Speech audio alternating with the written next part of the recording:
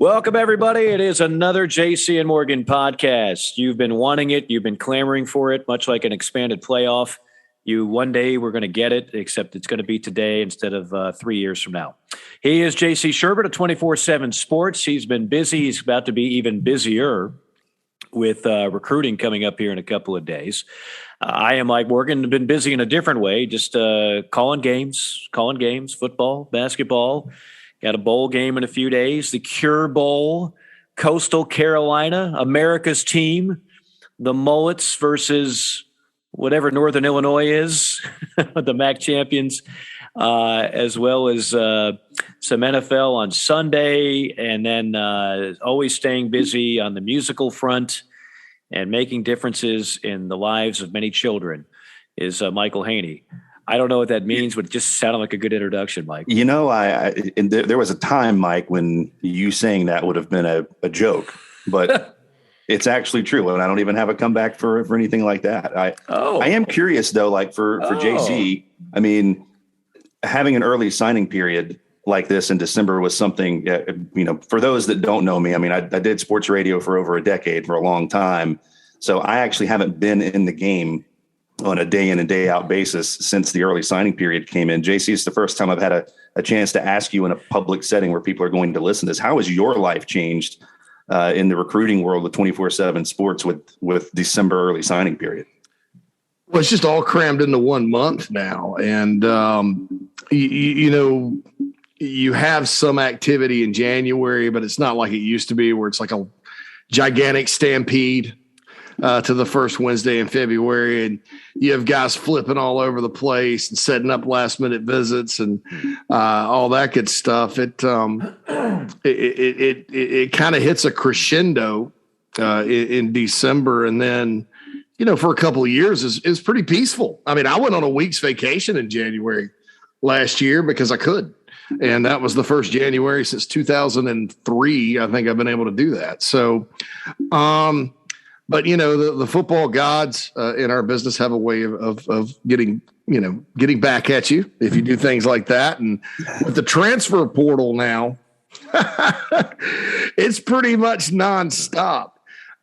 Even with early signing, because you have a whole different pool of players you have to track. It's like free agency in pro sports. So it gets a little busy, because right now you have a lot of guys hitting the portal. Quarterbacks in the portal are insane right now. Everybody wants a quarterback. Everybody's speculating. There's all these new coaching staffs, coaching moves. And you wait, the floodgates after this signing period's over are going to open, and you're going to see massive movement with coaching staffs. What's kind of disingenuous about it is there are guys that know they're leaving right now, but that are recruiting for their current employer. And so that's going to be interesting and all that. And I know there's some proposals they've talked about moving signing day back to where it originally was. And I wouldn't be too incredibly sad about that, just because it would make my Januaries a little more interesting. But I don't know. It's my life has become a lot more busy in December in terms of a day-to-day in front of a computer type of deal. Whereas maybe back when I was kind of on the national circuit before there was an early signing, what we were focused on right now would be all-star games, a week off for Christmas. And then you hit the other all-star games around New Year's. And then it's about rankings for like a week. And then you get all that out. And then the stampede starts. Now it's just kind of busy work all the time. See, this is where college football needs to learn and take a page out of the NFL. The NFL has managed to stay relevant nearly 12 months out of the year, right? Because the season ends, then the playoffs, the Super Bowl keeps getting backed up deeper and deeper now into February.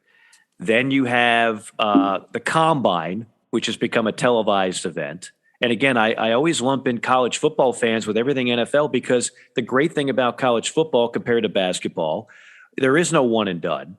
You want to see, if you're a South Carolina Gamecock fan, you want to see that guy that was with your team for 3-4 years, how they do at the next level. You want to see, if you're a Michigan fan, you just had a defensive lineman who finished second in the Heisman Trophy. You're invested in that kid for the next 10 years when he's in the NFL, because every time he gets a sack at the next level, that is really good for the Maize and Blue. that's the beauty of football compared to basketball, where there's not nearly the dare I say loyalty or continuity. But what the NFL does is they spread all that out. So then you got the combine, then you got the draft in April, and then you got free agency, and then you got preseason. We now in college football in December, it is just sensory overload. Go back to what we are going to start off this this podcast with, courtesy of the Haney Hot Five, and that is, Championship Saturday, right? Alabama, Georgia should have been something that was talked about all week long, incessantly. And look, it still was. I mean, I'm in Atlanta, and obviously that was a big story. And for a lot of SEC fans, certainly they were keeping their eyes on it. But it was completely overshadowed by what? Lincoln Riley and Brian Kelly. Like that was the national news. We'll get to Atlanta when the game actually happens, but I want to talk about these major coaching changes and the money and Power 5 juggernauts losing coaches to other Power 5 juggernauts. Now we have a signing period about to happen. We've got, and you can add this to the rundown, Haney, the latest transfer portal quarterbacks, including Bo Nix of Auburn and other ones. All these are just major storylines, but they're all happening in a condensed amount of time. Like, we need to spread this out. We need this kind of content after the playoff is over in January. We need it in February. We need it in March. We can't just wait until spring football, which has become less and less relevant. So that's where college football misses the mark. Like, I love the fact that it's an insane amount of news, which the three of us, we all have covered that in one way or another during our careers. And we all know what it's like to have to fill 12 months out of the year content. JC, you more so on the website side, and Michael, you and I on the talk show side.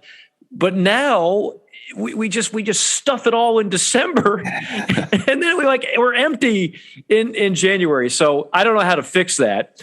Obviously, moving the signing period would be one thing. Yeah. Well, that's one thing that we can, I did add it to the rundown and have it in there, and we can have a much larger discussion on it. Yeah, we will. We definitely will. I just, and what I want might not be completely attainable, but I wish we could just spread all this out and give college football a little more relevance during the off season. Because here's what I've learned over time is that, college, and Tim Brando talks about this all the time. College football is insanely popular and has a major audience, but it's still dwarfed by the NFL. And if you're doing a talk show or whatever on Monday, or if you're running PTI or one of the talking head shows on ESPN or Fox or whatever, your number one, your number two, your number three storylines on Monday are almost always NFL. And I hate it because college football, unfortunately, doesn't get the kind of national pub it deserves. That's why podcasts like this do very well, and I'm happy for that. But I'd like to see college football be more in the forefront nationally. So anyway, I'm just looking for the sweet spot for college football. So let's get started with that. And again, apologize we weren't on last week. As always, I'll fall on the sword for that. A lot of duties for calling games kind of put a halt to that, but we're all back now. We got lots of things to talk about, lots of things to catch up to, and we're going to do that with the help of our fearless leader back in the Music City, Michael Haney. All right. Well, your wish is my command here, Mike. You wanted to talk more, thought that it should get more publicity, the Alabama-Georgia SEC championship game. You guys had a lot of thoughts heading into that, but really the status quo stayed true. Alabama just did what they always do, and they dominated in a big game in a big moment and solidified their place in the college football playoff. Your thoughts and feelings on Nick Saban just doing what Nick Saban does and pushing one of his former assistants back down and saying, hey, you still got a few more tricks to learn there, Kirby. All right, JC, with your permission, I'm going to start things off. remember we used to do our segments. By the way, the DEF CON segment, which we used to do, has been stolen by some national shows. So it has absolutely been. I was listening to a prominent national radio show the other day, and they were doing DEF CON 1, DEF CON 3, DEF CON 2. We don't do that as much anymore, but I'm gonna take some credit for actually bringing a War Games reference into the podcast, which has now been in radio. They say it's been borrowed, but basically we like to think of it as stolen from JC and Morgan. But we also used to do a segment, Hits and Misses, and I always used to say I prefer to actually talk about the misses because it doesn't make for good entertainment to just hear somebody bloviate about how they predicted something right. Nobody cares. Okay, so let me just say something I got wrong before I tell you how I nailed the SEC championship game. I thought UCLA was going to win the Pac-12 this year. Okay, egg on my face. Chip Kelly did not turn a corner. UCLA is still UCLA. I said it early on in the year. I was completely wrong, and I should be publicly caned for making such a bad prediction. Okay? Now, let me temper that with a little bit of braggadocious here. I didn't come right out. We didn't even do predictions per se, but there were two things that I thought were very much integral to analyzing the game, and that is this. Number one, Alabama was not going to get shook, right? And all this talk about Georgia had a generational defense. Georgia was the best team in college football, essentially from start to finish. How many national people forget about a 6.5 point spread? There's you can find YouTube clips of all these people that said Alabama doesn't have a chance. It's not going to be close. You know who you are. It's okay. Predictions can be wrong, but holy smokes. I'm sitting here do you guys know what you're saying? Alabama was not going to be in awe of anything.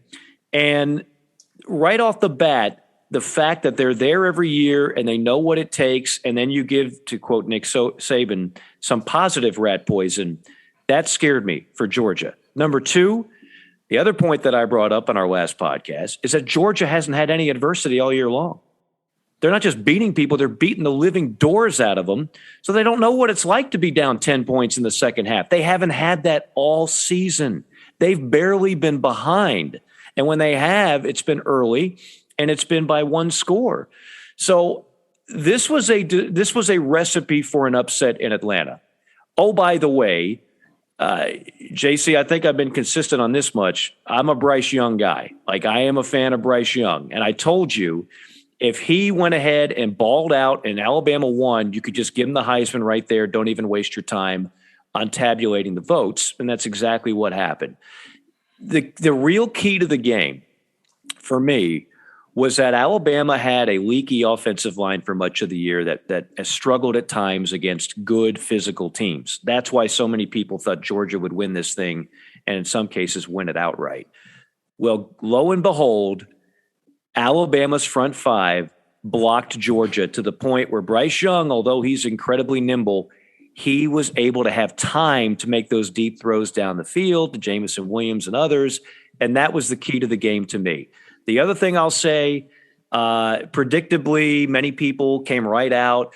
Well, Stetson Bennett, that's the reason why we lost. Oh, the good news is we can train JT Daniels for the starting job in the playoff. We get 30 days to do that. Okay, fine.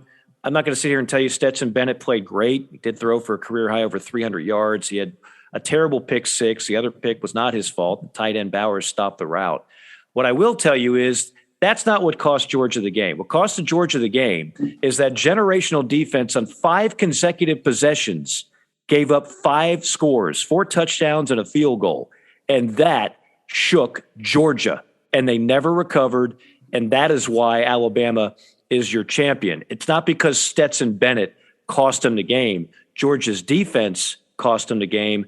Kudos to Alabama. Kudos to Nick Saban. They did it again. Well, that game started too, Mike. It looked like every other Georgia game this year. Georgia's up 10-0. They go on a 100-yard drive against Bama's defense, and you're like, it's not Bama's year, And then the thing, it changed. And a lot of times this year, Mike, when we've watched Georgia play, I talk about their defense getting into rhythm. And I felt like it was very important for Bama's offense to get Georgia out of rhythm on defense. It sounds strange to say that about a defensive unit because most of the time you think about rhythm, you think about offense. But that defense got into a rhythm this year and played. It was like a symphony of destruction, if you will. And I felt like Bama had to do something to disrupt that. So it's 10-0. All momentum is with Georgia, and boom, Bama counterpunched. And you watch Georgia play a lot this year against your Arkansas of the world, Kentuckys and Floridas and teams like that. Nobody counterpunched against them. Clemson, that was their closest game in the opener. Clemson never really counterpunched. Georgia kind of dominated the game defensively. And that counterpunch, you could kind of tell, okay, here we go. All right, Bama's about to get in this rhythm on offense, throwing their defensive rhythm off. And keep in mind, too, this defense, as good as it is, the scheme, and you see this with Alabama. You saw it at Tennessee. You saw it at South Carolina. You seen it. I saw it at Florida. Wherever somebody's trying to run Nick Saban's quote-unquote defense, many coaches have told me it's very complicated in the back end. And so you have to have overwhelming talent and great talent, which Georgia does. But even with the great talent they have, it does bust from time to time. You can find the holes just because sometimes there's a missed assignment, this, that, and the other. And I thought Bryce Young, Bill O'Brien probably benefited by practicing against this scheme every day. And they knew where the holes were. And once they found the holes and knocked that apparatus, call it an apparatus because that's a good way to describe Georgia's defense. You knocked them kind of off kilter. You're right, Mike. They had not faced adversity all year, and you could tell. You could tell. Oh my God, here we go again. Let me just. People call this a rivalry. All right, let me just say, Nick Saban's first year, Georgia won in Tuscaloosa on a last-second touchdown pass. That Georgia team finished 11-2. Won the Sugar Bowl, probably was the best team in the country by the end. Since then, Alabama's won 7 straight. Only one of those wins has taken place outside of the state of Georgia, and that was last year during COVID when Bama won 41-24, the exact same score they won by Saturday. It's been 41-30, 32-28, 38-10, 26-23, 35-28, 41-24 twice. 4 of those games have been for championships, 3 SECs and a national. So you start kind of looking at it. It's like, man, this is one of those things that Georgia as a football program has to get over. Now, here's the storyline. I do not think this is the only time these two teams are going to meet this year. I think they're going to get another shot in Indianapolis here in about a little under a month. So here's the storyline. If you're a dog, okay, you lost the SEC. So what? Now what? Okay, you got to go beat Michigan, and you got to go take another shot at Bama, and maybe the matchup's a little more favorable at that point. I think the Georgia-Michigan game is about a 50-50 split. I think that's going to be clearly the highlight of the first 2 games, with all due respect to Cincinnati. And you're right. I certainly wouldn't rule out Georgia in a rematch. But, again, if Alabama can block Georgia the way they did the first time around, I just don't see a scenario where they don't light up the scoreboard again. And I know that sounds insane considering how good that Georgia – and anybody that says that Georgia defense is overrated, they're not overrated. When the NFL draft comes, you'll know how not overrated they are. When you're watching Jordan Davis, Nakobe Dean, and all this, when they're all drafted, you'll realize that there's plenty of talent on that defense. But what you'll realize is Morgan's Law, JC, in college football, unlike in the NFL so much, an elite offense against an elite defense, it's lights out. Elite offense will outdo the elite defense 10 times out of 10. And that's what you saw on Saturday. Alabama finally turned into an elite offense, and they just picked apart Georgia's elite defense, which is not that elite in the secondary. We knew that going in, but that front seven's elite. but Alabama blocked it. And those are all 5-star O-linemen. Correct me if I'm wrong, JC. For whatever reason, they underachieved early, but they figured it out at the right time of year. And that's bad news for the two teams they'll face in the playoff. Yeah, I don't think Cincinnati has as much of a prayer. Like, hot take of the year, I don't remember who it was, but somebody mentioned that Bama and Cincinnati was an even matchup, that they're just about the same. And I'm like, I don't know what sport you're watching. Maybe that's cute. Maybe go tune in some more English Premier League soccer, because you're just not. It's not college football you're thinking about there. Not that much parity there. No. Yeah, exactly. So it's nothing against English Premier League soccer, by the way. I just some of these guys really like that, and that's the sport they're really passionate about, and they shouldn't be writing about college football. But anyway, I digress. I think that I'm with you, Mike. I mean, the line of scrimmage. The SEC is a line of scrimmage league, and if you really broke down the results of Southeastern Conference football games, rarely do you see a team that does not win on either line of scrimmage win the football game. That's just kind of how it is. And yeah, I mean, Bama's got some talented offensive linemen. They'd struggled some this year. They couldn't run the ball. I mean, that was weird. It's weird, And so going in, you're kind of like, how's Bama going to run the football? And then they were able to scratch that out. And then Bryce Young, best game he's played, and he's been masterful in some games this year. But I thought once it started clicking, man, that's hard to stop. And it's kind of like, the New England Patriots a few years ago, good on defense, played in the Super Bowl against the Eagles. And the Eagles had the RPO going with Nick Foles and stuff. And the Patriots just could not stop them. I think by and large, through 16 games in the NFL and all that year, Patriots defense was pretty salty, but they just could not stop the Eagles that one night, and got run over and run out. And that's what it kind of reminded me of. Yeah. One last thing on this game. I know Michael's itching to get to the next subject. Think about the last, 5-6 college football championships. We got 3 Alabama, 2 Clemson, and 1 Ohio State. Is that about right? Name for me any of those championship teams that didn't have an elite receiving corps. That's the other place that's changing. Yes, Alabama and Clemson have had good running backs, and Ohio State, but you just can't cover all those guys. It's not a fair fight. I don't care how many 5-stars you have on defense.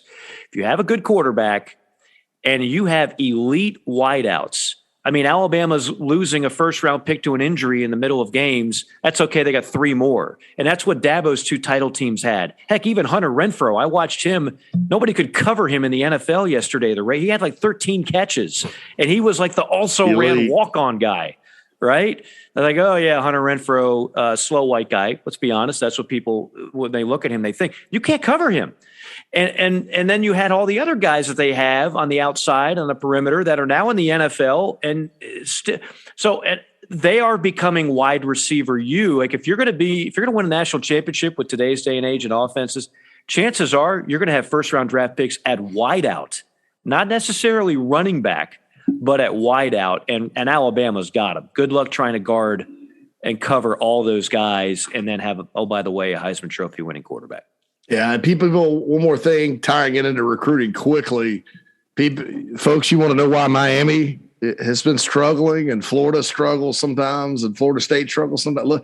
Look at where Alabama's receivers, not all of them, but South a good Florida. Many of them are from. And think about if it were the 90s, where those kids would have been going to school. Great point. That is very, very true. And for that matter, if I'm not mistaken, JC, maybe 1 or 2 of those Ohio State wideouts came from down south as well. Yes. So. Ohio State probably, if I were ranking them in college football, I think Ohio State's receivers are actually better than Alabama's this year. They just didn't have, they probably just didn't have the supporting cast or Nick Saban or however you want to put it. But I did think, from watching them this year that Ohio State's group was impressive. But you're right. Even LSU in 2019, Mike, when they broke free, That was the other one. Think about those receiving. My goodness. So Jamar Chase, who's caught 2 more touchdowns for the Bengals yesterday, and the guy for the Vikings, name just eluded me. Jefferson. I just did one of his games a few weeks ago. I mean, these guys you can't cover them in the NFL. How in the heck do you expect a 19, 20-year-old college cornerback to cover them in one-on-one situations? No chance. So, LSU, I forgot. I'm glad you mentioned that. I didn't have them on my list. They had elite wide receivers. I mean, their number 3 guy is going to be a first-round draft. Like, that to me really separates some of the really good college programs to the ones that are bringing home championship hardware. They have elite first-round draft pick wide receivers on offense, and if you can flood them on each side, defense can't match up. I don't care how good they are. Michael, that was way too long an answer. Please continue. Well, there's a few different directions we could go after that to tie it in, but I think I want to try and piggyback off of the last thing that you're talking about, and elite wide receivers and where they came from and how they've been able to build up. We've spent so much time since I have joined the show discussing the coaching carousel, but there was none more, messy and public than what we saw last week with Mario Cristobal leaving Oregon to go to Miami, who is now hoping to use his recruiting abilities to keep a lot of those elite wide receivers back in the Sunshine State and down in South Florida. So, gentlemen, just overall thoughts on how Manny Diaz was treated on his way out. I know there's no honor among thieves, it seems, in the way that the way that he left Temple. It was reminded. People reminded a lot of that about that situation when Cristobal was announced. We've already seen Manny Diaz land on his feet in Penn State as defensive coordinator, but Mario Cristobal takes over down in South Florida. And I tell you, the folks that are passionate about the U are about as excited as they've been in a long time. Your thoughts? JC, why don't you take that one first? As another caged animal hire. I mean, Mike and I have sat here. We've discussed the U a lot on this podcast, and we've talked about the commitment financially that institution has not made to keeping up with the Joneses. We just talked about Alabama. And if you look at their, Jerry Jeudy, Calvin Ridley, Amari Cooper, all South Florida kids, all stud receivers, all went to Alabama. And it's hard. It ends up being hard to recruit when you don't put on a face that shows you're committed to winning at the highest level. Now, I think they got sick of these mediocre hires. I never thought Manny Diaz needed that job. Never thought he was all that good. Thought they may be on to something with Mark Richt, and then the bottom kind of fell out, and Richt had to retire. And Al Golden was a mess. Randy Shannon was a little bit better than a mess, and then Larry Coker won a national championship and became a mess. And you can't just keep kind of recycling the old way. Sometimes you got to go new, and if you can get a guy that's sort of new school, but who also has deep ties to your institution and understands, what it takes to not only win at the highest level, but to win there at the highest level, that's a guy you got to go get. Unfortunately, I see many times that guy is sitting out there in a comfortable situation, and there's no way he's leaving. Unless you just pony up, and boy, did they ever. I mean, I never thought I'd see Miami fork out that much money. They promised him the biggest salary pool for staff members in the Atlantic Coast Conference, which means more budget than Clemson. They got Clemson's athletic director, Dan Radakovich, and Mike, you know him. And I think we all know D-Rad, and we know he's a guy that's going to go in there and get things done. And they hired Mario, which is the guy when you sat there and thought, who is the caged animal hire for Miami? It's Mario Cristobal. It always has been. And with the Manny Diaz thing, they took Mario Cristobal wanted the job then, guys, but they weren't going to pay it. We're going to take the easy way out and hire Manny, a Florida State guy. So you said, oh, well, that went over. I felt bad the way it was handled. It was kind of amateur hour, in terms of how it was handled publicly. But people have to understand too. you have a school president down there that doesn't really even care about athletics. He's on the record as saying that, or he or she. I can't remember if it was a he or she, but the president. It's a long time she. If Shalayla's still in charge there, right? Nah, it's a new one. Shalayla she's gone. Gone. Yeah. Okay. I think it's a guy now. It is. Okay. Sorry, Miami fans. I should have looked that up, but don't feel bad. I thought it was still Shalayla's. The president's been on record as saying, "Hey, I'm not really like an athletics person, but." One thing they did do well. So you had him and some other people trying to figure it out. So things were going to leak. I mean, you didn't have a savvy AD in there doing anything because they actually hired Cristobal before they hired Radakovich.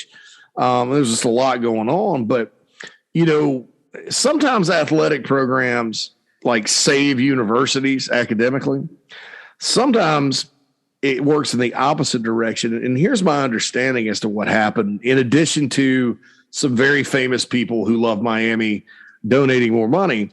I guess they invested in some sort of hospital or something down there. Created Miami Health or something. And it's the Miami's U Health system, which made more than $400 million in profit last year.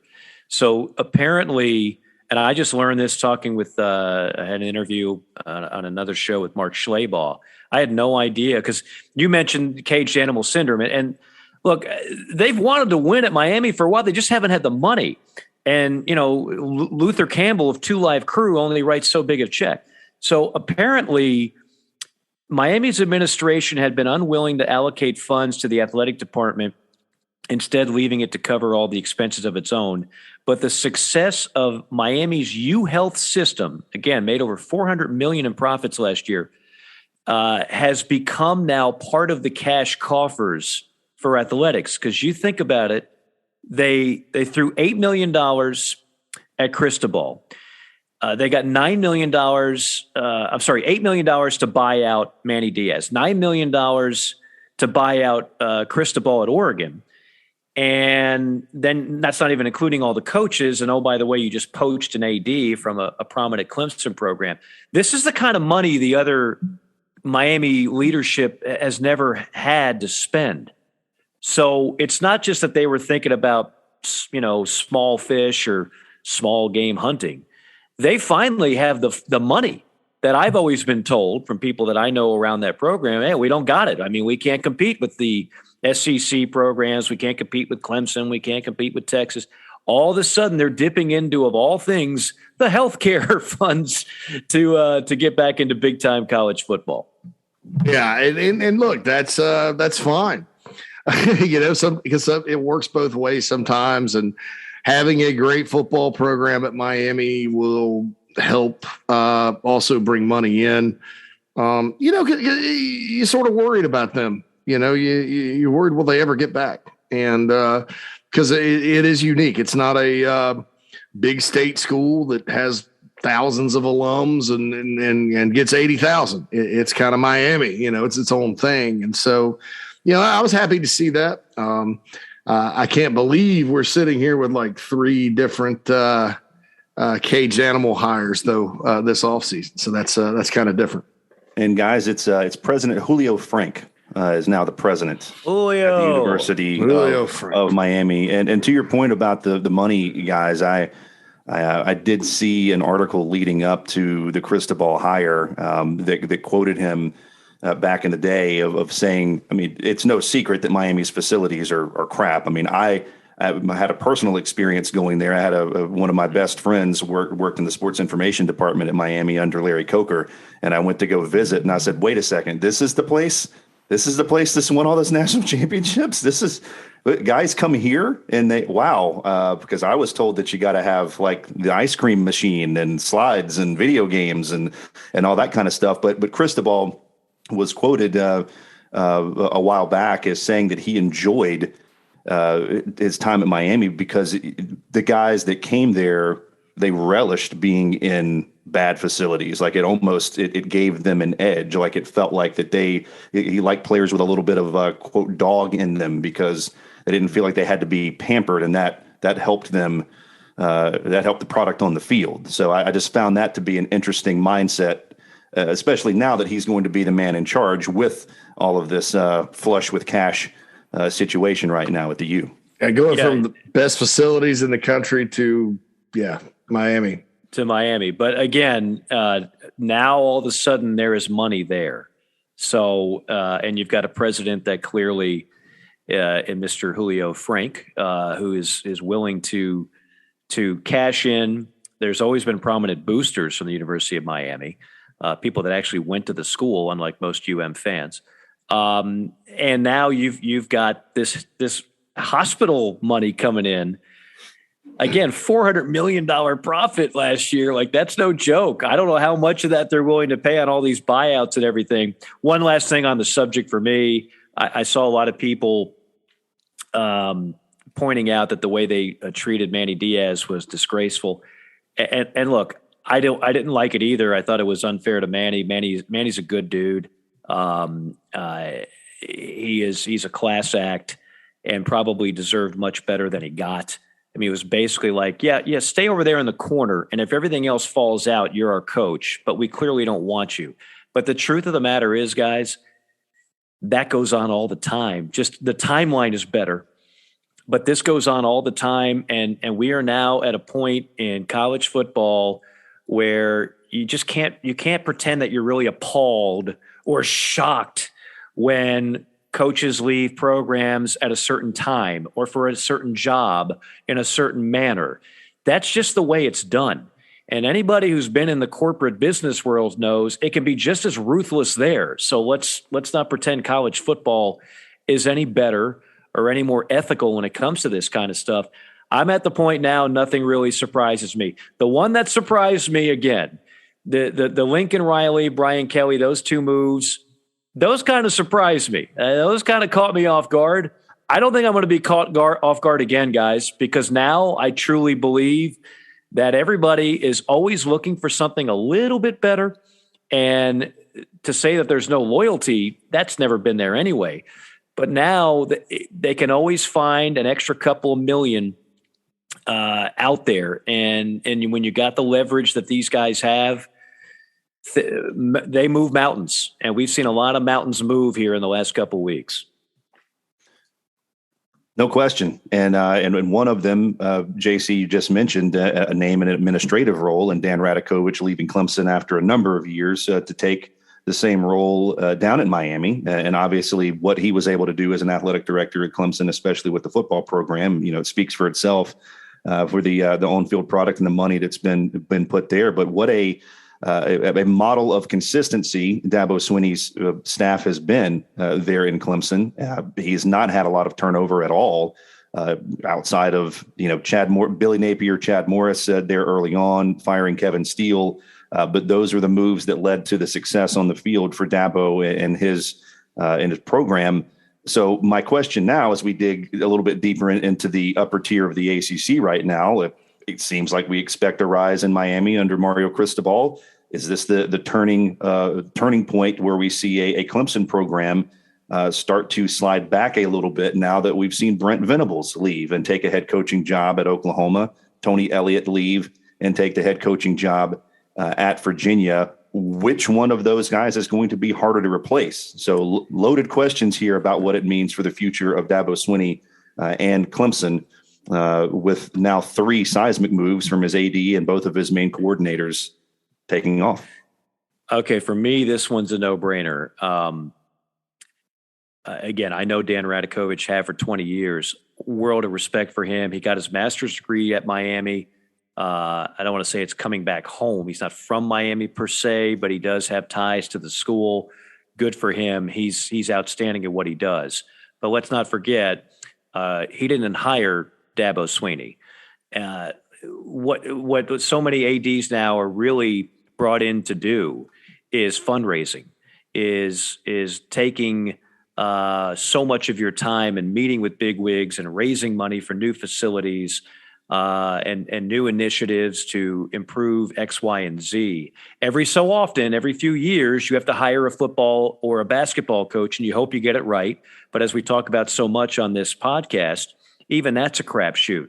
But Dabo Swinney was hired on a fluke by the previous AD who used him as an interim, did not plan on keeping him, and before you know it, he builds. And I would point out, in today's day and age, I don't even know if Dabo would have kept his job, because Dabo Swinney loses to in-state rival South Carolina, not 1, not 2, not 3, not 4, but 5 consecutive years. That'll get you fired almost anywhere else in any other situation.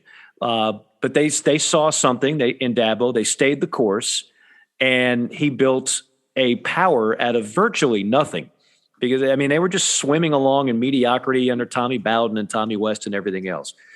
Offensively, Tony Elliott, JC, you've sung his praises many times. I think Tony Elliott is a fine coach.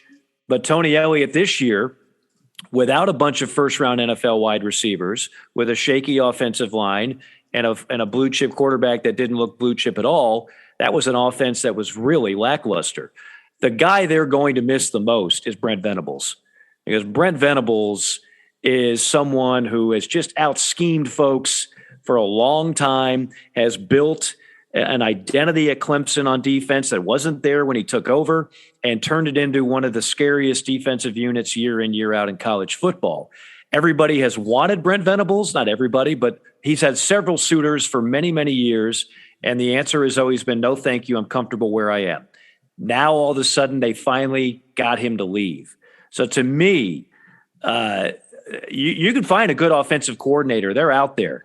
As long as you've got the weapons to let him play with, the offense will get back. There's good ADs out there that will, if you got a Dabo Swinney, quite frankly, you stay out of his way and you just try to build around him. But defensive coordinators like Brent Venables, I don't know. I think that's a pretty tough one to replace. Yeah, and it's going to be interesting to kind of track guys because,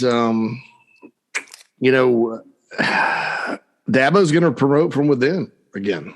Now, he hired Venables when he fired Steele, but, that was an outside hire. But Tony Elliott and Jeff Scott were internal promotions after Chad Morris left on offense. And, the word I get is analyst Wes Godwin, who's kind of he's kind of the money ball guy for Clemson. He tracks the plays and stuff from the booth and all that. Talented guy. I hear he's getting defense, and then on offense they're going to promote Brandon Streeter, who was the OC for the game against Ohio State last year in the semis, along with Kyle Richardson, a former high school coach who's a really smart guy.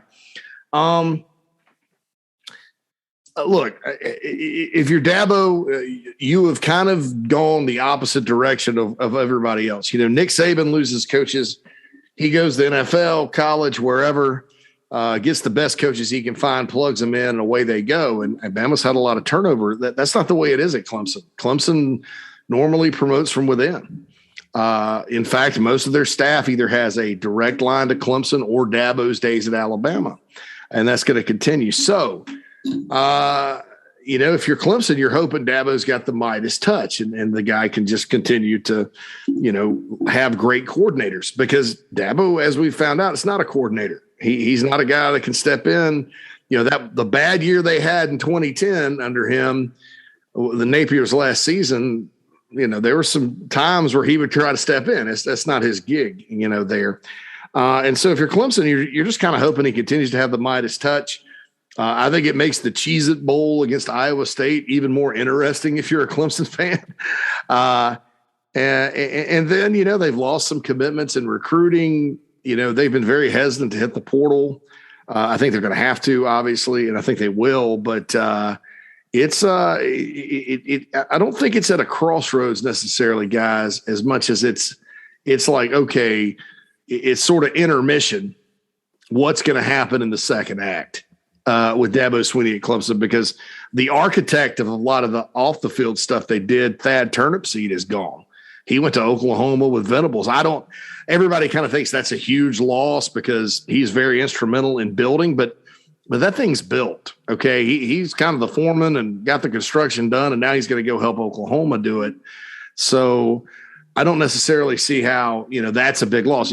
I agree with Mike, depending on how the offense pans out, because they're going to keep running the same system. But if you notice Brent Venables' coaching, he's a motivator. He's a guy that sits there on the sidelines signaling and reads the defense. and sometimes the play clock's down to 4, and he makes that last call. Now, obviously, somebody's up in the booth helping him with that, and that person's going to be calling it now. But, can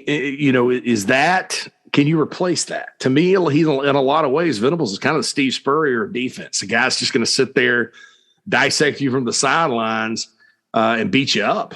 So I don't know how you just automatically replace that if you're Clemson. Clemson's still going to be very talented on both sides of the ball moving forward. But to me, if you're looking at is Tony Elliott or Brent Venables the bigger loss, I think it's Venables just because of the special nature of his ability on game day.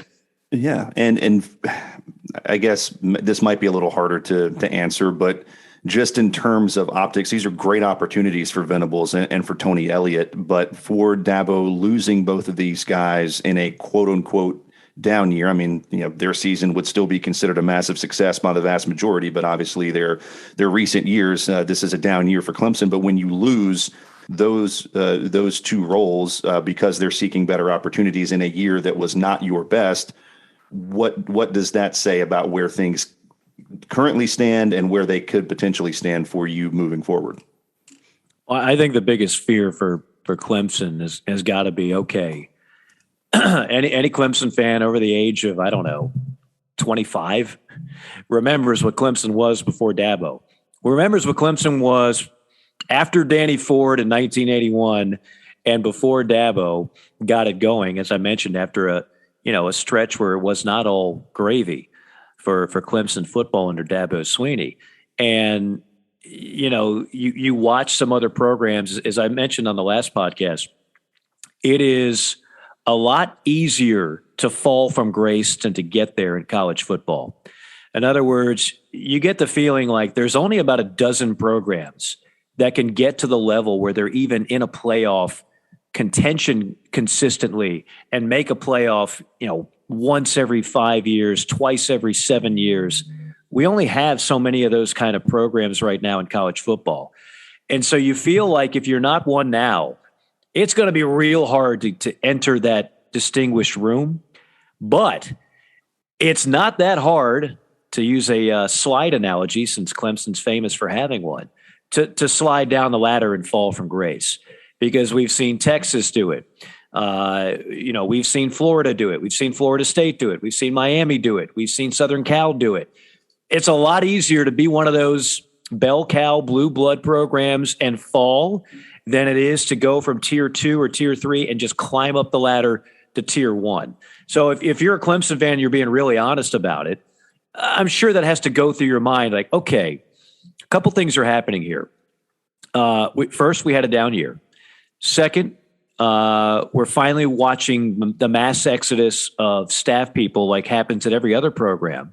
But most of them are not Alabama and Nick Saban, like JC pointed out. And it's just like, oh, that's okay. We'll go ahead and we'll crap out another one. And just before you know it, there's another blue chip coordinator, and then he'll get a job, and so on and so forth. That's not reality for everybody else.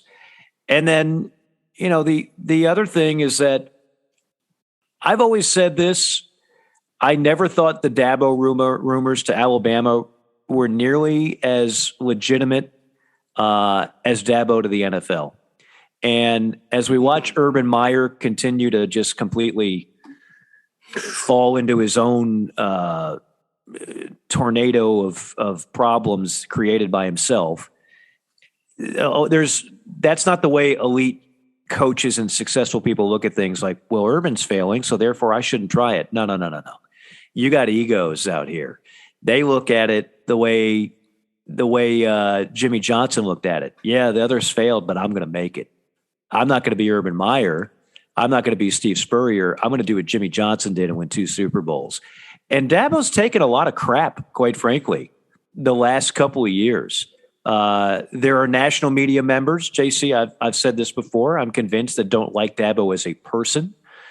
Maybe they don't his overall viewpoint on things. If we learned nothing from the pandemic, a lot of national media writers in college football lead with their political basis more than they really have a passion for writing about college football. And that reflects their opinion on virtually every person in the sport. So Dabo rubs a lot of people the wrong way in that respect. Dabo can rub people the wrong way in other respects. And sometimes people just get impatient, even in his own fan base, where it's like, well, yeah, we expect to be in the playoff every year. What the hell is this? Mm-hmm. So that's out there too. Like all of a sudden you're starting to hear more and more, like I listen to a lot of NFL experts, not just college football, that wouldn't be surprised if he was the next college football coach to throw his hat in the ring. A lot of people thought it was going to be Lincoln Riley. Well, obviously Lincoln's not going anywhere. So if you're a Clemson fan and you're being honest about everything, yeah, there's just be a little bit of concern because you don't want to fall off that pedestal. There's only room for a few teams in college football that have that continual entry for a college football playoff virtually every year. And then if you miss it one year, well, then you're back the next. That's how Clemson was rolling. They were rolling with the Alabamas and the Ohio States and the Oklahomas. Now, all of a sudden, do you take another step back next year, or do you get the train back where you dominate the ACC, which you would think is going to be better, and you get back to the playoff? I that's a legitimate concern.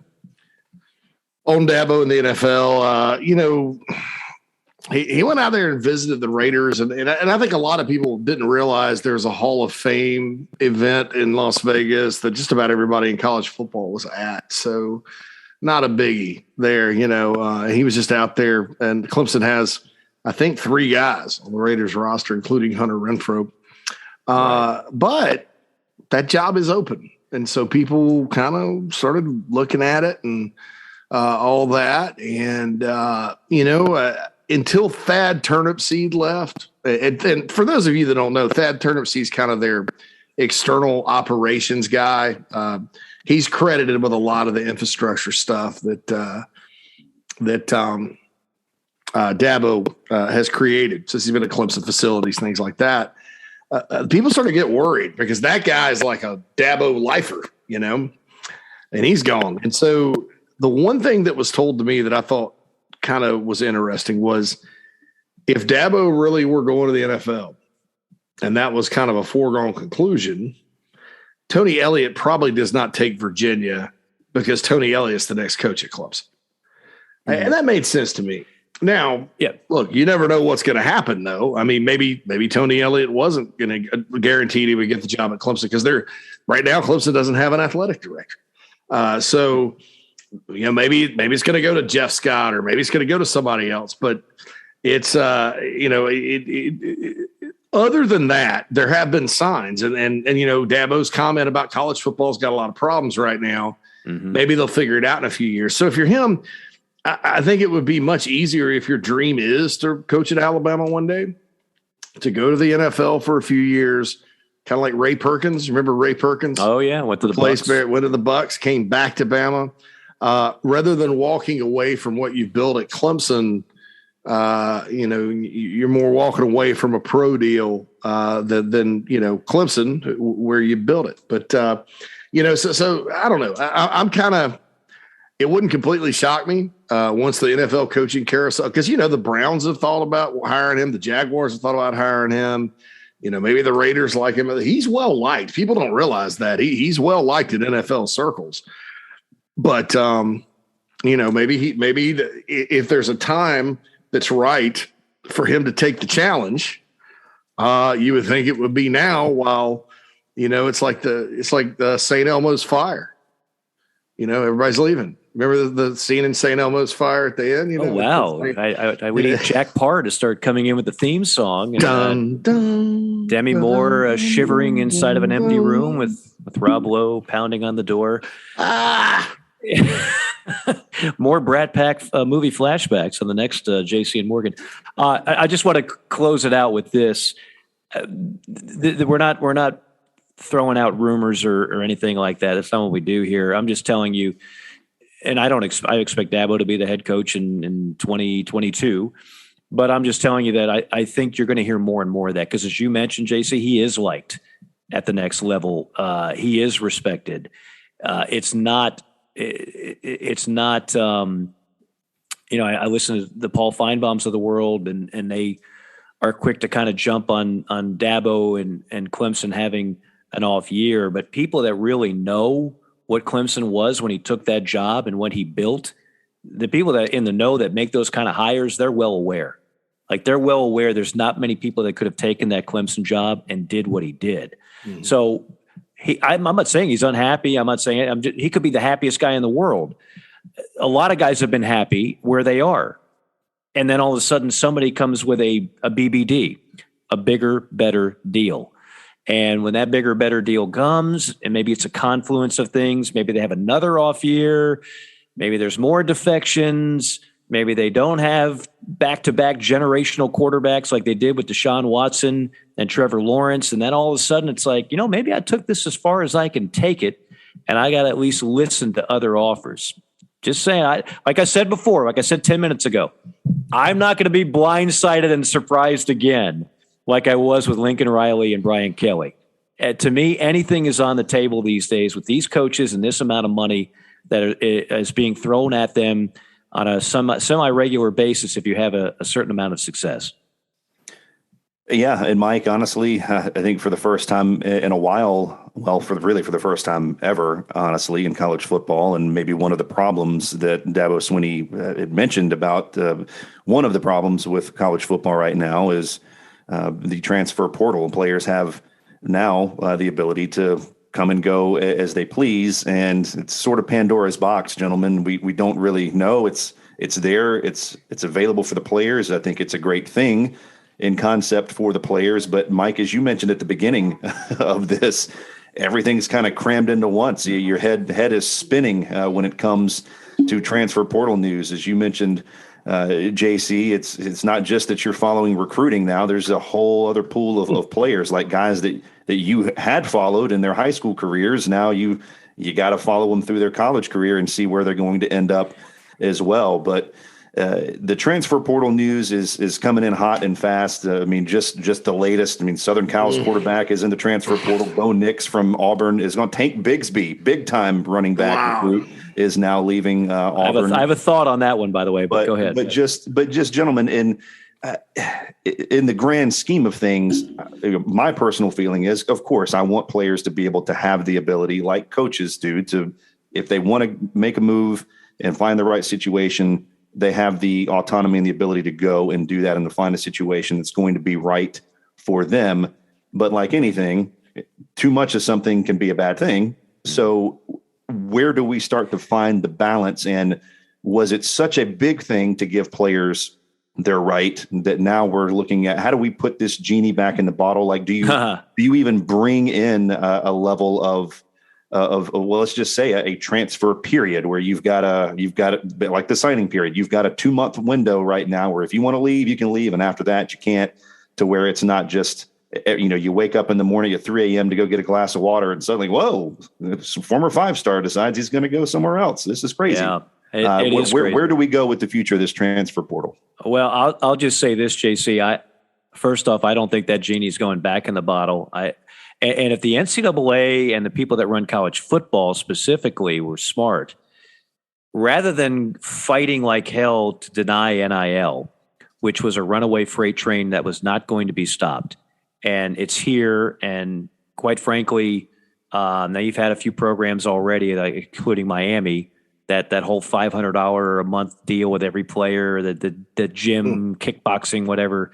Already the NCAA is looking at that, and there's been a couple other schools that have raised some eyebrows with their deals because essentially, as I said, it's going to become pay for play. We can call it whatever we want to call it, but rather than fight that, what they should have done is said, "Look, we're with you. We want you to make the most that you can, just like any other walk of life." So NIL, we're gonna implement it. We're gonna regulate it. It's not going to be the Wild Wild West. But you young men now can profit off your name, image, and likeness, okay?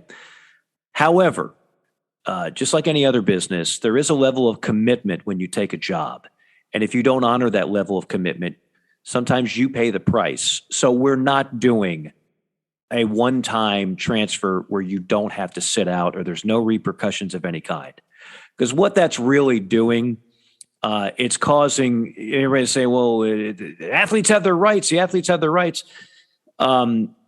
It's now what it's causing is a situation where there's so much underhanded background and coaches trying to poach players and give them bad advice and so on and so forth. And every player that wakes up in a bad mood over a game or playing time, or the coach yelled at me, I'm not getting my touches, I'm not getting my this, my that.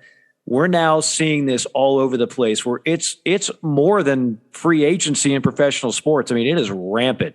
So if the NCAA could have had a mulligan, they would have said, stop fighting NIL and fight this if you're going to fight anything. Because this really, I think, JC, can have some damage on the overall essence of college athletics. I mean, we are treating this now like everybody's just an unrestricted free agent every year. Every second of the day, they're an unrestricted free agent. Like in pro ball, you're signing a 4-year contract, kind of like a scholarship. You're signing it. Well, in college ball, you change your mind whenever you want. There's no level of commitment. So of course you've got negative recruiting and opposing coaches trying to steal players from other teams. I don't think it's good at all for college sports, but the genie is out of the bottle, and I don't think it's going back in. I think basketball is going to be the wild. Oh, it's already here. West. I mean, yeah, because Can I just tell you something? But I did a game Saturday, JC, Texas A&M, TCU, okay, SEC school, Big 12 school. Buzz Williams and Jamie Dixon, who was a longtime pick coach. You get 13 scholarship players on a roster. Okay, so there's 26 scholarship players in that game that showed up at that arena in Houston, neutral floor. 18 of the 26 were out of the transfer portal. Think about that. 18 of the 26 guys just got plucked out of the transfer portal. Jamie Dixon told me point blank, Jamie Dixon in all those years at Pitt had one transfer his entire time. He believed that what you do is you recruit kids, you develop a foundation, you groom them, you develop them, you turn them into to better players, and you develop a program. He says you can't win anymore doing that. You now have to constantly recruit other coaches' players if you're going to survive in college basketball. And I think that's where we are in college football. Basketball definitely. Football, here's what's going to be interesting, because in football, the numbers are bigger, right? And I think with quarterbacks, you can go ahead, Mike, and you love quarterbacks. I love quarterbacks. I think they're so critically important. I think it's going to be just like college basketball. You're going to see a guy starting for one team and things are going well, and then they fall apart and maybe get beat out or have an injury, and then somebody takes their place and they get Wally pipped and they're somewhere else the next year. I mean, Bo Nix, Mr. Auburn, from the time that kid started as a true freshman against Oregon, I was like, it's Patrick Nix's son.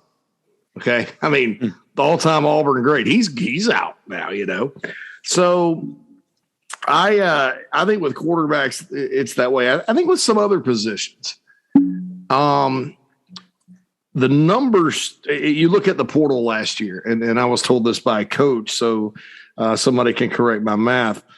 20% of the football players in the portal stayed on the level they were at or went up a level. Okay. And then 70% ended up having to drop down a level, and then 10% did not get picked up at all. Yeah. So 80% of the football players in the portal have to either drop down to group of 5, FCS or whatever, or they don't get any other opportunity. And I think as we collect data on this, if it continues to trend in that direction, it's going to kind of be funny, because some of the people that were clamoring, the college football players are exploited crowd, and they're clamoring for everything because they don't really think about, they don't really care about the sport. It's just about, pushing their agenda. I mean, there are people that support stuff like this that do care about the sport, but by and large, a lot of the media members that were really militant about this, well, why can't they do this? Why can't they do that?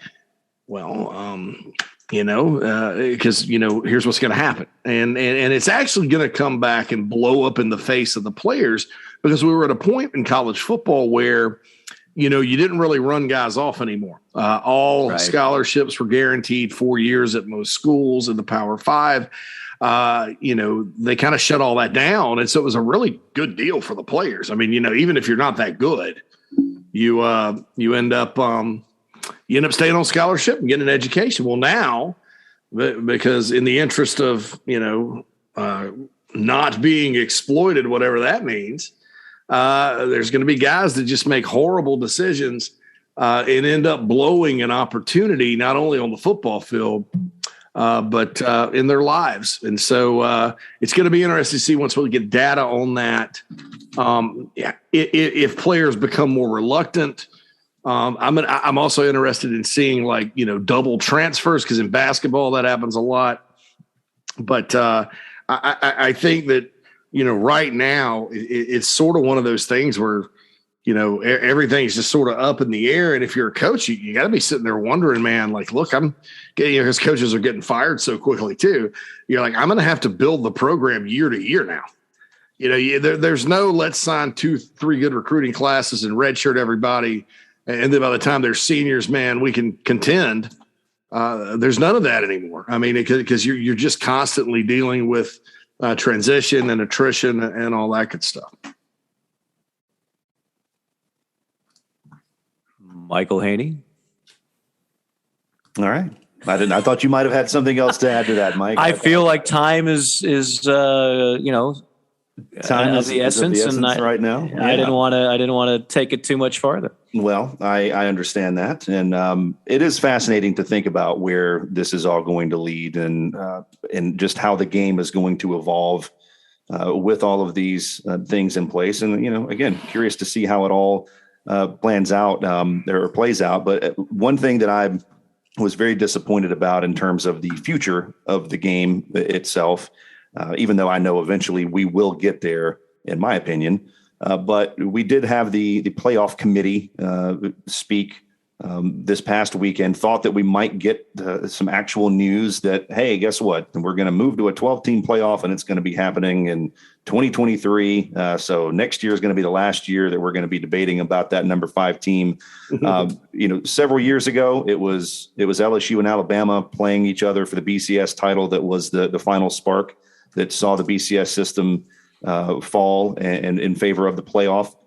I thought that we would get that again after getting Georgia and Alabama in the 14 playoff, that immediately there would be the push the following week to get things changed. But gentlemen, it's going to be at least January until we hear the playoff folks speak again. Essentially what we got was, we don't all really agree on what it should be, so we're just going to come back. Essentially, you've got the alliance folks that want some version of 6 or 8 teams, and for the SEC, it's essentially we're keeping it 4 or we're going to 12. And anyway, nobody can seem to agree on what exactly they want. Obviously, the SEC has the leverage. We all know that, in spite of what the rest of the college football and college sporting world want, the SEC has got the leverage in this particular sport here. So your thoughts and feelings on when exactly we will see the championship of college football decided by more than a 14 playoff? That was a doozy of a question. It was a doozy. Indeed. That was like me in the league for nothing, folks. That was me before I purchased Google Maps, trying to find my way home from a remote spot. Never necessarily a straight line, but eventually I would get there. Mike, you've known me for a long time, so I don't walk a straight line. That was a question only Jay Phillips could be proud of. Inside joke. Anyway, I got to say this too on the hits and misses. I just thought of something else I missed. And JC raised his eyebrow, which I knew he was surprised I said it when I did. I thought Cincinnati was not going to make the playoff a month ago. Well, a couple things happened. Oregon, of course, lost.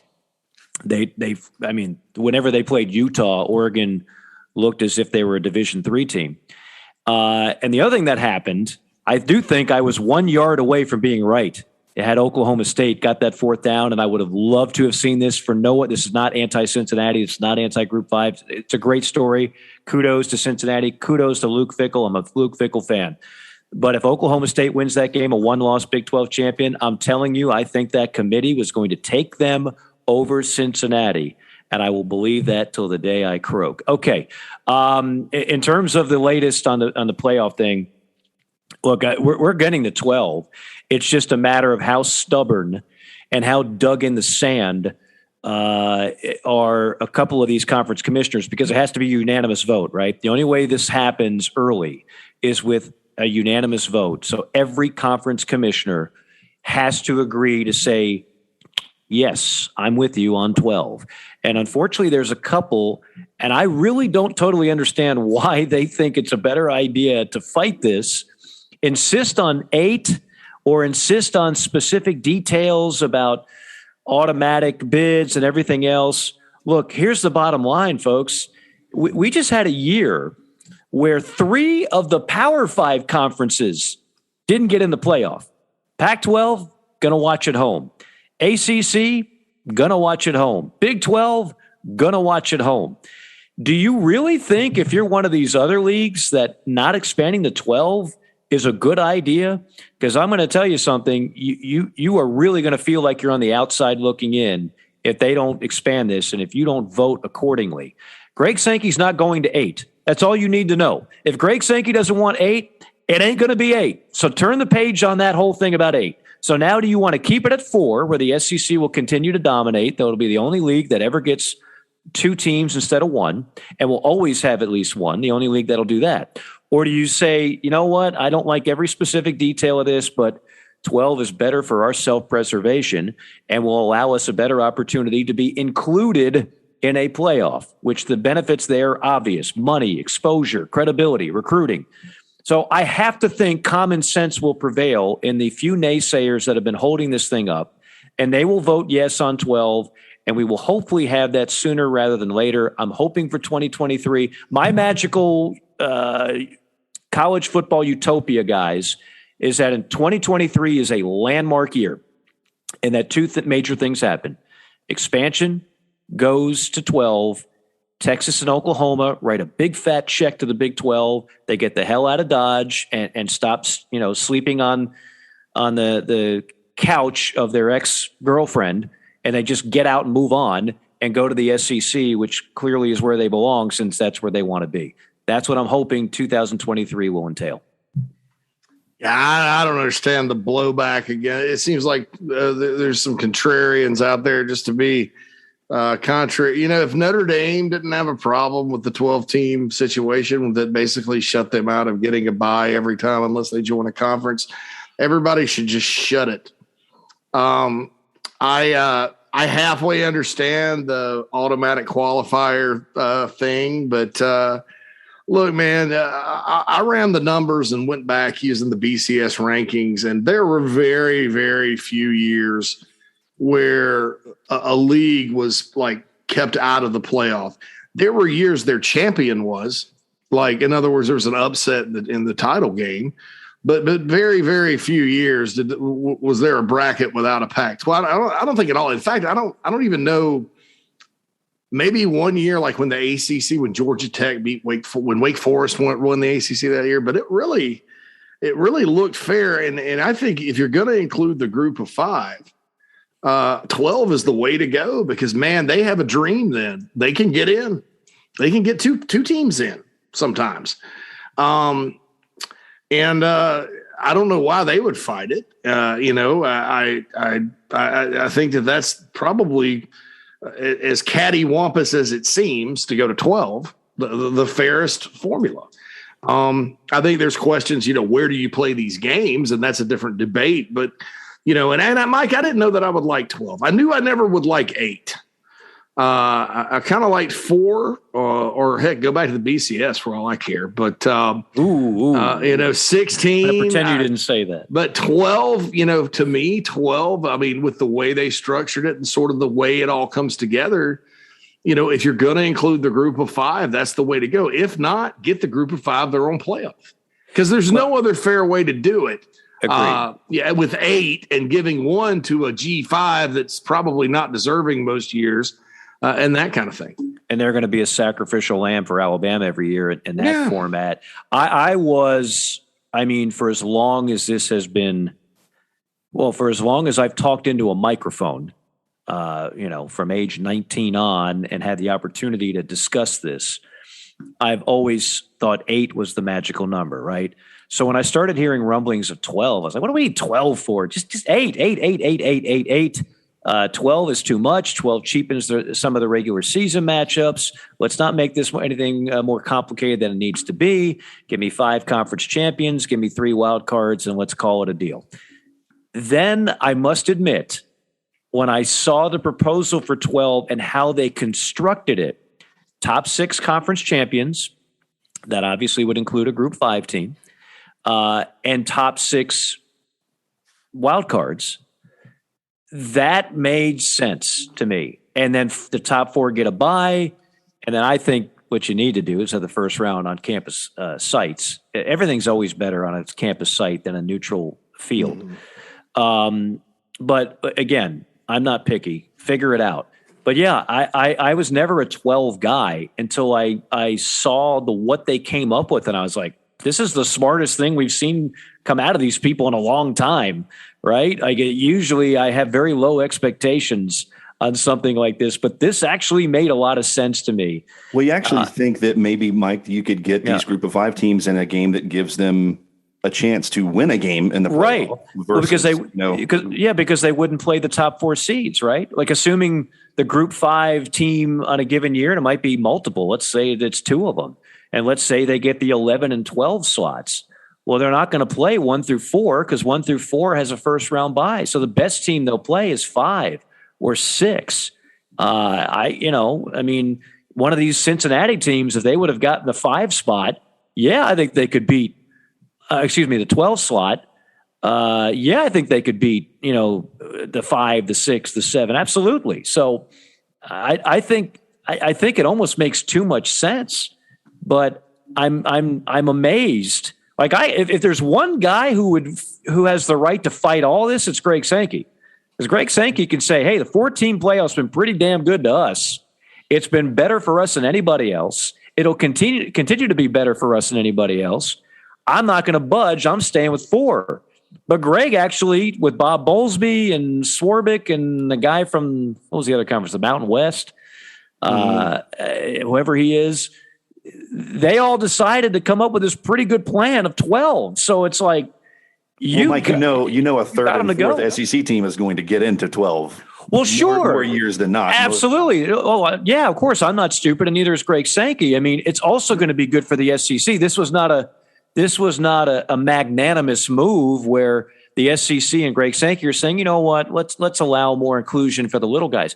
No, of course, what's good for business is good for the league you represent. 4 is good for the SEC, and 12 would also be good for the SEC, but for different reasons. But I wasn't even convinced that Greg Sankey would ever budge on going above 4. When he did, and when he agreed to go to 12, I was shocked. I was like, wow, where has he been keeping that? Because he never tipped his hand. He always was a 14 playoff guy. And obviously it's been working for the Southeastern Conference. But now that he's agreed to go to 12, if you're one of the people voting no, eek. Because I'm telling you, there's more powerful people than you that could just say, you know what? If you don't want it, go to the Mike and JC Group 5 playoff idea, because you ain't going to have any part of what we're talking about. We got our own thing. We don't need you. This is not college basketball or baseball or wrestling where everything is under the NCAA umbrella and there's a lot more equity. And this is college football, man. The power want to stay powerful, and they run stuff. So don't piss them off and find yourself out in the cold. I agree. I mean, look, Group of 5. Look, I thought the 12-team playoff was overly generous to the Group of 5 because there are some years where they would have had 2 teams in the playoff instead of this year where you're right, Mike, had Baylor not stopped Oklahoma State, the Pokes are getting in over Cincinnati, no question.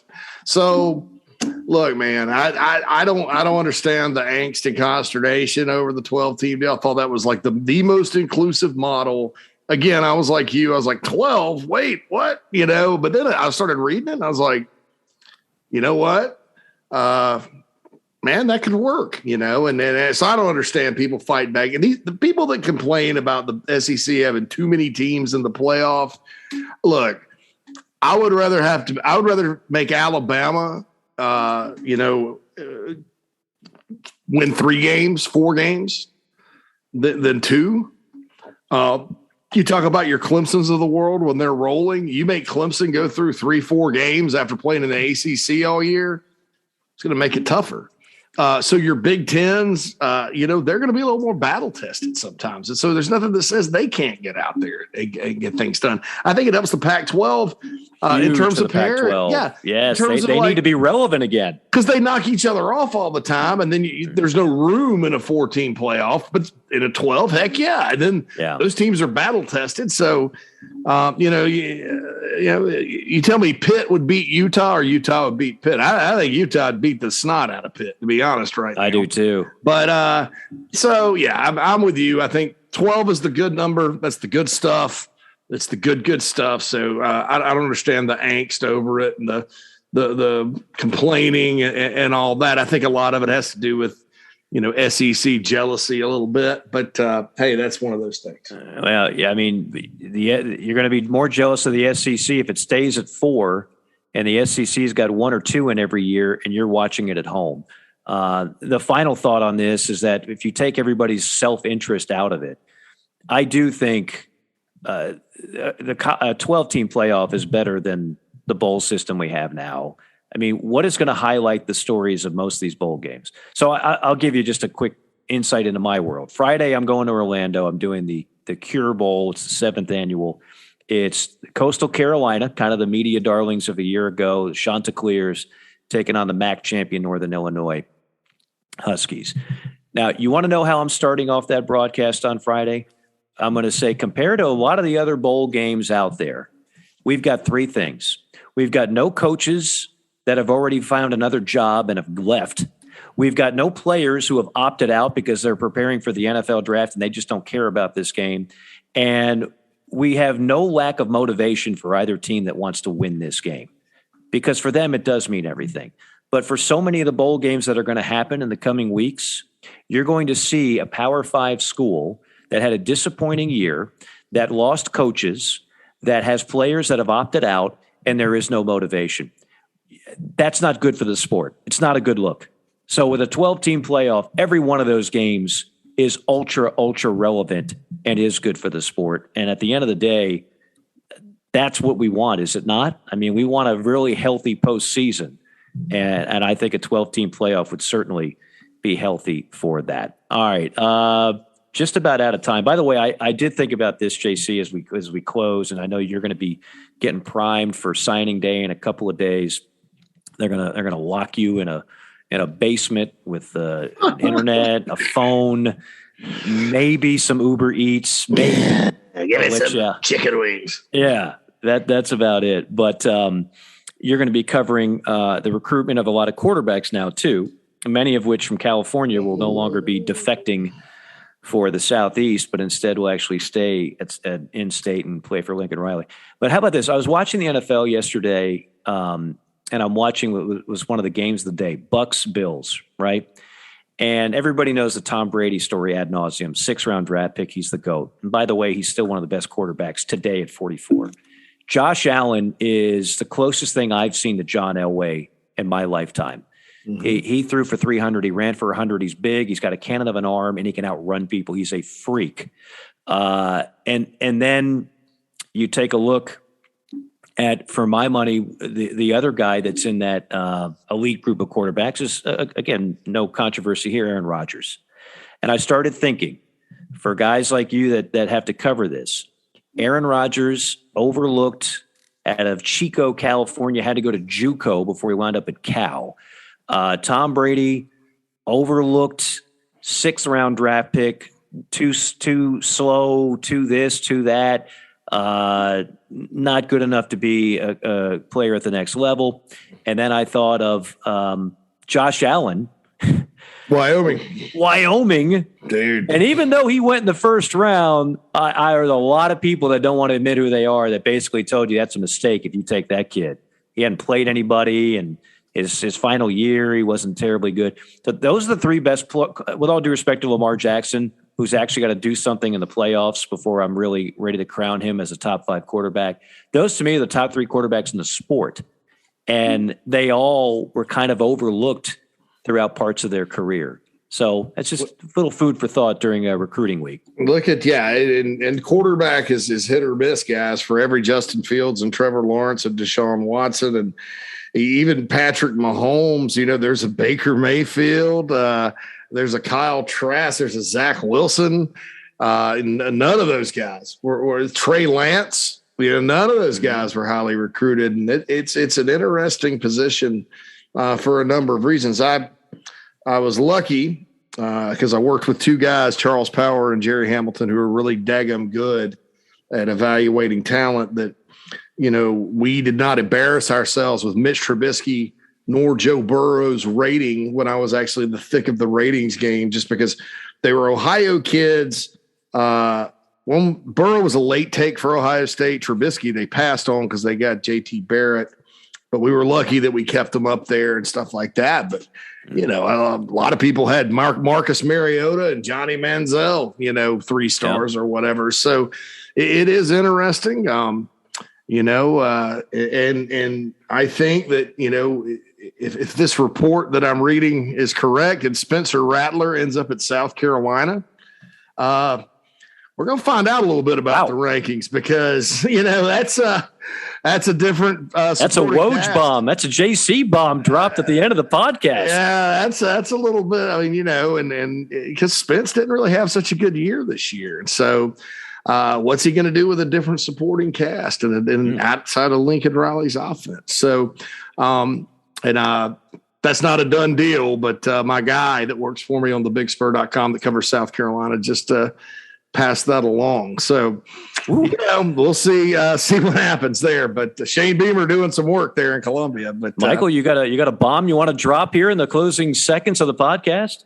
I mean, I would be shocked. I mean, I'm not used to South Carolina being able to pull this stuff off. But again, we haven't had a transfer portal open, for very long for this kind of stuff to happen. But I do understand that he's not the only transfer portal quarterback that South Carolina's going after. So not to dig too deep in the weeds on it, JC, but yeah, if South Carolina gets Spencer Rattler, where does that put them in contention for other guys, say like Max Johnson from LSU?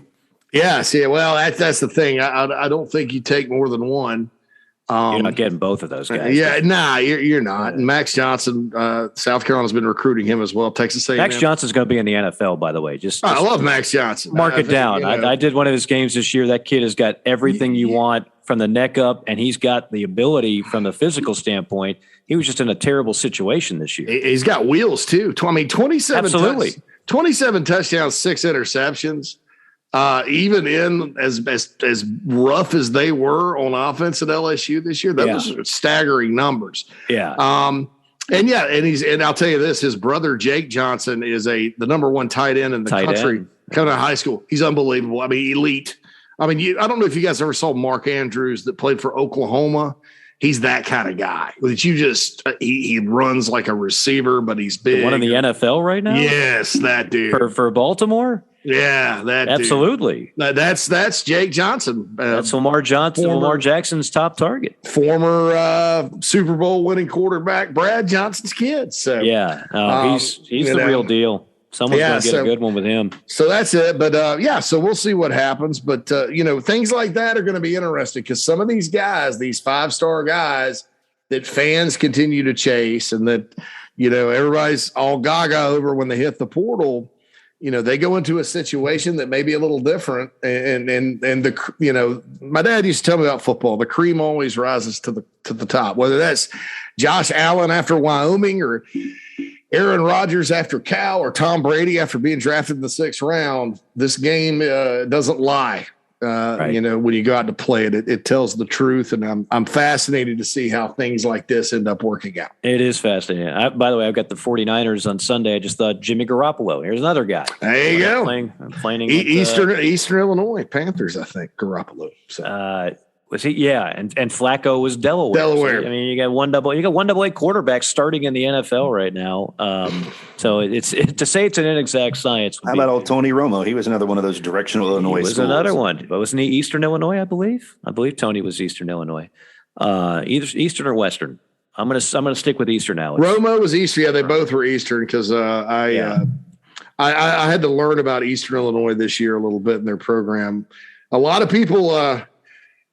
Mike Shanahan was the OC there back in the 80s. How about that? Go Panthers. Anyway. Panthers. How about them apples? All right. Well, we'll talk more about all this stuff next week. JC, you will have plenty of things to throw our way after the early signing period is conducted, and we'll have by that time a few bowl games and who knows what other coaching news and transfer portal news and everything else going on. Michael, great job as always. Enjoy yourself in Nashville. JC, stay warm in Chicago. I am Mike here in Atlanta, and we say thank you for tuning in once again to JC and Morgan.